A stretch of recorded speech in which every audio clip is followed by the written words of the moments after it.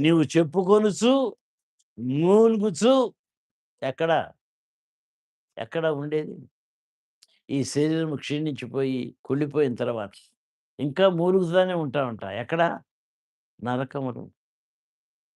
ఈ పరిస్థితి నీకు, నాకు రాకూడదు. దేవుడు మనల్ని ప్రేమించి మనతో ఇటువంటి మాటలు ఆ! అందరి చేతుల్లో బైబిల్‌లు పెట్టి, బైబిల్‌లు చూపించి, ఆయన మాటలు నేర్పిస్తూ ఉంటే, ఇంకా మనం ఆ మాటల మీద ఆధారపడే వారముగా ఉండకపోతే, మన సంగతి ఏం కాబోతుంది? ఎవరికి వారే లెక్క అప్పచెప్పాలి. నిన్ను గురించి నీ భర్త, నిన్ను గురించి నీ భార్య అప్పచెప్పరు. నీ బిడ్డల గురించి నీవు అప్పచెప్పవు. వారి గురించి నీవు అప్పచెప్పవు పిల్లలు. ఈ పరిస్థితిలో ఎవరికి వారే విన్న ప్రతి ఒక్కరూ దేవుని విషయాలలో మనసు ఉంచకపోతే ఒక దినాన నరకములో మూలుగుచూ ఉండాలి. ఆ పరిస్థితి తెచ్చుకుందామా? అటువంటి కీడు, కష్టము, నష్టము కొని తెచ్చుకుందామా? ఎంత ప్రేమించిన దేవుడు మనకి ప్రత్యక్షతలు దయచేస్తూ ఉన్నాడు.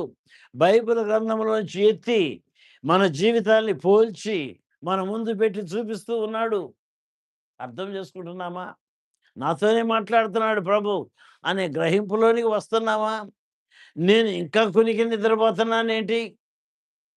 ఏమి పట్టనట్లుగా బ్రతుకుతూ ఉన్నానేంటి? ఇంకెంతకాలము? ఏమండి ఎవరైనా వారి సమయం మీద గ్యారంటీ ఇస్తారా? ఇంకొక 5 సంవత్సరాల తర్వాత మాట్లాడండి అంకులు అప్పుడే కాదు అందామా? నేను ఇంకా ఇంటర్మీడియేట్‌లో ఉన్నాను నాకు పర్లేదు అందామా? లేదు. నేడే రక్షణ దినము, నేడే మిక్కిలి అనుకూల సమయం. సమయం దాటిపోయిన తర్వాత మనము బాధపడి ప్రయోజనం లేదు.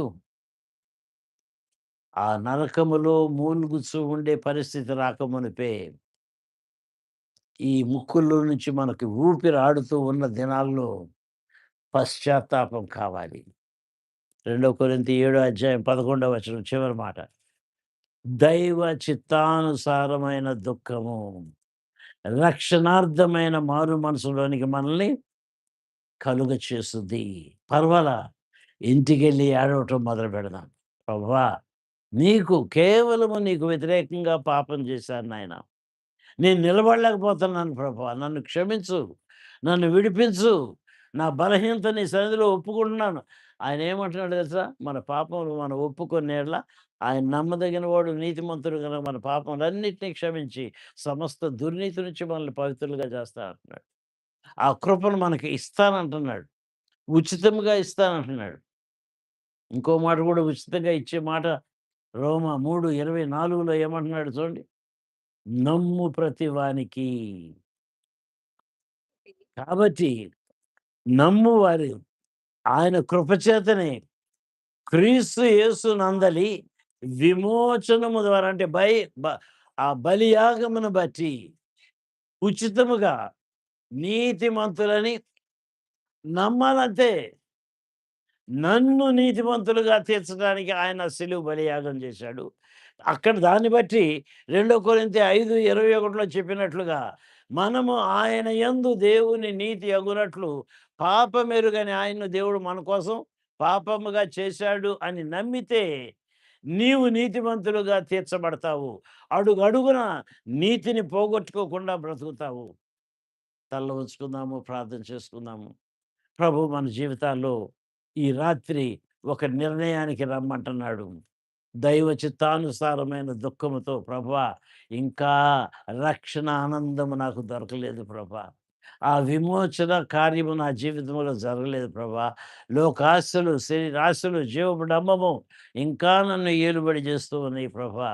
నన్ను క్షమించు, నన్ను విడిపించు, నన్ను నీ బిడ్డగా చేసుకో నాయనా! ప్రార్థన చేసుకుందాము. అత్యంత కృప కలిగిన మా ప్రియ పరలోకపు తండ్రి, నమ్మదగిన దేవుడు నాయన, నీ మాటలు మళ్ళీ మళ్ళీ శిష్యులకి చెప్పావు ప్రభా! నాయనా దేవదూతను పంపించి వాళ్ళకి మళ్ళీ చెప్పావు ప్రభా! నీవు గూడా కనబడి చెప్పావు ప్రభా! అయితే వారు నమ్మింది. నాయనా నీ శ్రమల్ని బట్టి నీవు మరణించావని నమ్మారు ప్రభా! మాకు కనబడే వాటిని మేము నమ్ముతున్నాము గానీ, అదృశ్యమైన వాటిని నిదానించి చూడలేకపోతూ ఉన్నాము నాయన. అందువలన మేము బలహీనం అయిపోతూ ఉన్నాము నాయన. ప్రభా! క్షమించండి నాయన. నీ లేఖన భాగాల్ని